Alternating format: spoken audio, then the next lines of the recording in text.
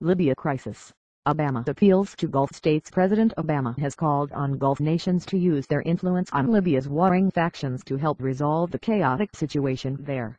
He said those nations had been seen to fan the flames of military conflict in the North African country. Libya has been in turmoil since the removal of former leader Muammar Gaddafi in 2011. There are two rival governments and numerous militia controlling their own patches of territory. Divisions have emerged among Gulf nations on Libya, with the United Arab Emirates (UAE) reportedly bombing Islamist targets in Libya and Qatar expressing reservations about such operations.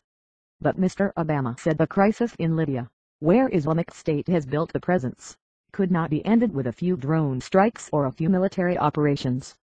We're going to have to encourage some of the countries inside of the Gulf who have, I think, influence over the various factions inside of Libya to be more cooperative themselves, Mr. Obama told reporters.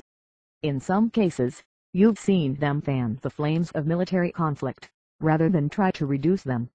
The U.S. President is due to host leaders of the 6 leaders of the Gulf Cooperation Council, from Bahrain, Kuwait, Oman, Qatar, Saudi Arabia, and the UAE, next month at the White House.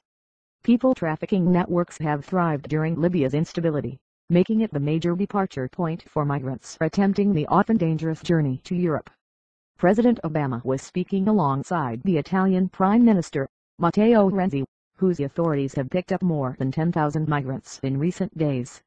Mr. Renzi said the only way to solve the problem would be to restore stability to Libya. I think the Mediterranean is a sea and not a cemetery. The problem at this moment is the situation on the ground in Libya, he said. Among the latest to be rescued by the Italian Coast Guard were a group of 7